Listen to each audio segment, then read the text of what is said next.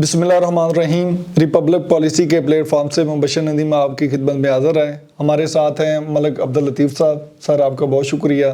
ज़िला लोधरा के बारे में जो रिपब्लिक पॉलिसी ने सर्वे करवाया उसके बारे में और उसकी सियासत के बारे में ज़रा आवाम को बताइएगा। जी शुक्रिया मुबशर साहब। बिस्मिल्लाहिर्रहमानिर्रहीम। अल्लाहुम्मा सल्लि अला मुहम्मद व आले मुहम्मद। हम जिस तरह republicpolicy.com के प्लेटफॉर्म से कौमी असम्बली के हल्का जात डिस्ट्रिक्ट वाइज उसके बारे में जो मालूमात हैं वो आप लोगों तक पहुंचा रहे हैं, और आज हम इस सिलसिले में ज़िला लोधरा डिस्कस करते हैं। ज़िला लोधरा पंजाब के उन अजला में शामिल है जो ज़राअत पेशा लोगों पर मुश्तमिल है। यहाँ से कौमी असम्बली के 2 हल्का जात हैं। मज़ीद तफसील में जाने से पहले मैं अपने नाज़रीन से गुजारिश करूँगा कि हमारी दी गई मालूमात अगर आप लोगों को पसंद आए तो हमारा चैनल सब्सक्राइब करें और कमेंट सेक्शन में अपनी राय से ज़रूर मुस्तफ़ीद फरमाएँ। राय आपकी हमारे लिए मशअल राह होगी और हम आने वाले प्रोग्राम में उससे इस्तिफ़ादा हासिल कर सकेंगे। तो अब हम आते हैं लोधरा के जो कौमी असम्बली की हल्का जात है। सबसे पहले हम आते हैं लोधरा 1। तो ये 2018 में इसका नंबर था NA 160। ये तहसील करोड़ पक्का, तहसील दुनियापुर और कोटली वजू के इलाका जात पर मुश्तमिल है। अब आते हैं यहाँ पे जो बिरादरियाँ हैं, तो यहाँ पर बलोच बिरादरी, अराई, भट्टी, कांजू, जोइया, कुरैशी और हाशमी बिरादरियाँ यहाँ पर रिहाइश पजीर हैं।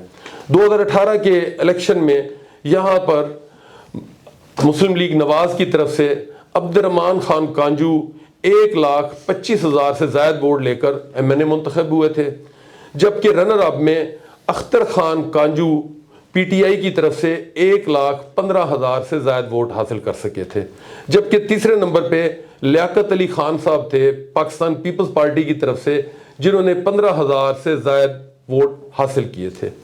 अब हम आते हैं लोधरा 2 पे। इसका 2018 में नंबर था NA 161 और ये तहसील लोधरा के एरियाज़ पर मुश्तमिल है। जब आते हैं हम यहाँ पर रहने वाली बिरादरियों का, तो यहाँ पर अराई बिरादरी, बलोच, सादात, जट बिरादरी, म्यू, जोइया और भट्टी बिरादरी यहाँ पर रिहाइश पजीर है।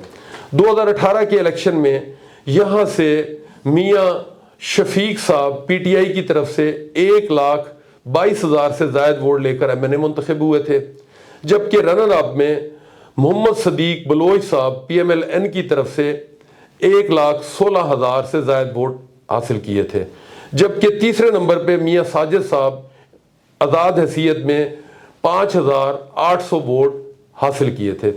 अब हम आते हैं कि जो रिपब्लिक पॉलिसी ने माह नवंबर 2023 में सर्वे करवाया, तो उस सर्वे के नतीजे में यहाँ पर पॉपुलर वोट 50% है और ट्रेडिशनल वोट 50% है। जब हम फर्दर उसकी बाइफिकेशन में आते हैं तो पॉपुलर वोट में से 50% में से जो पीपल्स PTI है वो 59% लोगों ने वाबस्तगी तहरीक इंसाफ से अपनी जाहिर की, जबकि 21% लोगों ने मुस्लिम लीग नवाज के साथ अपनी वाबस्तगी जाहिर की, जबकि 20% अदर्स में जिसमें पीपल्स पार्टी है, TLP है या दीगर जो सियासी जमातें हैं उनके साथ उन्होंने वाबस्तगी जाहिर की। यहाँ पर मैं नाज़रीन को ये बताता चलूँ कि ये पॉपुलर वोट के लिए जब रिपब्लिक पॉलिसी ने सर्वे करवाया था, तो इसके लिए रिपब्लिक पॉलिसी ने मेन जो 18 बरस से 35 बरस के जो वोटर हैं, जो कि टोटल वोटर्स का 44-45% बनता है, उनको ज़्यादा फोकस किया। कॉलेजेस यूनिवर्सिटीज़ में पढ़ने वाले जो स्टूडेंट्स हैं मेल फीमेल, उनसे राय मालूम की गई, वर्किंग क्लास से राय मालूम की गई, और जो कारोबारी इलाके हैं, दुकानदार हैं, ताजर हजरात हैं, उनसे राय हासिल की गई। तो तब जाके ये परसेंटेज हमारे सामने आई। तो जिस तरह साउथ पंजाब में इस वक्त एक PTI की वेव है, उस वेव के जो असरात हैं वो पॉपुलर वोट की सूरत में हमें नज़र आ रहे हैं। यहाँ पर PTI अपने पॉपुलर वोट के साथ साथ अगर दरमियाने दर्जे का इलेक्टेबल या एक ऐसा कैंडिडेट सामने लाते हैं جس تک وہاں کی جو پبلک ہے, جو ووٹرز ہے, اس کی رسائی ہو, اور ایسا کینڈیڈیٹ جو اپنے پارٹی کے منشور اور اپنے لیڈر کے بیانیے کو عوام تک, اپنے ووٹرز تک پہنچا سکے اور ان کو موٹیویٹ کر سکے کہ وہ پولنگ ڈے پہ پولنگ اسٹیشن پر جا کر اپنا حق رائے دہی استعمال کریں, تاکہ وہ اپنے نمائندے جو ہیں ان کو منتخب کر کے وہ ایوانوں تک بھیجیں. تو پی ٹی آئی کے ساتھ کمپٹیشن کے لیے یا تو الیکٹیبلز جس طرح ساؤتھ پنجاب میں ہیں وہ کمپٹیشن کا مقابلہ کریں گے, اور اگر کسی دیگر سیاسی جماعت تو اس کو پی ٹی آئی کے ساتھ مقابلے کے لیے ایک مضبوط الیکٹیبل کی ضرورت ہے جو اپنی برادری اور ٹریڈیشنل ووٹ اس کو اٹریکٹ کرے, اور پھر اپنی جماعت کا جو پاپولر ووٹ ہے گو جس کی پرسنٹیج کم ہے, تو اگر مضبوط الیکٹیبل ہوگا تو وہ پھر اس کمی کو پورا کر کے ایک اچھے مقابلے کی توقع کی جا سکتی ہے. سر عوام کو ذرا الیکشن ایکٹ 2017 اور اس کے رولز کے بارے میں بھی آگاہی دے دیں. جی, جس طرح مبشر صاحب نے فرمایا, بالکل درست فرمایا کہ جو ابھی تک تو الیکشن کا جو شیڈیول ہے وہ اناؤنس نہیں ہوا, اور سیاسی جماعتوں نے اپنے امیدواران جو ہے گو ہوم ورک کر رہے ہیں, لیکن ابھی ان کو آفیشیلی پبلکلی اناؤنس نہیں کیا کہ کس کانسٹیچوئنسی سے ان کا کون امیدوار الیکشن کنٹیسٹ کرے گا. تو جیسے ہی یہ سامنے آتے ہیں تو امیدوار کے لیے یہ ضروری ہے کہ اس کو خود الیکشن کے جو قوانین ہیں اس سے اس کو آگاہی ہو, اور پھر جو الیکشن کے پروسیس میں استعمال ہونے والے فارمز ہیں اس سے بھی وہ آگاہ ہو, اور آگے پولنگ ایجنٹس کو وہ ان قوانین سے بھی بریف کرے, اور جو فارمز ہیں ان کے استعمال کے بارے میں بھی بتائے.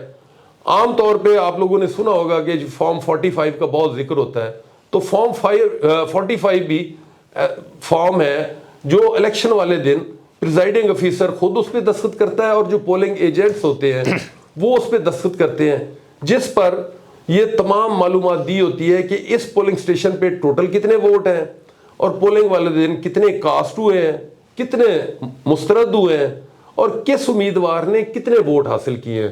یہی فارم جو ہے وہ ایک طرح کی سرٹیفائیڈ یا مصدقہ رزلٹ کی صورت میں وہ کاپی ایجنٹ کو ملتی ہے جو جا کے اپنے امیدوار کے حوالے کرتا ہے, جس سے ایک کنسولیڈیٹڈ الیکشن کا جو اس کانسٹیچوئنسی کا رزلٹ ہے وہ کمپائل ہوتا ہے. اور کسی بھی کینڈیڈیٹ کو اگر اس پہ کوئی آبجیکشن فائل کرنا ہوتا ہے وہ الیکشن ٹریبیونل میں, تو انہی فارم 45 کو بیس بنا کر تو وہ اپنی پٹیشن دائر کرتے ہیں. تو الیکشن کے پروسیس میں جانے کے لیے جو کینڈیڈیٹس ہیں ان کو الیکشن قوانین سے اور استعمال ہونے والے فارم سے آگاہی جو ہے وہ نہایت ضروری ہے. بہت شکریہ لطیف صاحب. ناظرین, جو ہی الیکشن شیڈول اناؤنس ہوگا اور پارٹیاں اپنے امیدواروں کو نامزد کریں گی تو ہم انشاءاللہ آپ کو بہتر تجزیہ پیش کریں گے. تب تک کے لیے اللہ حافظ. اللہ حافظ.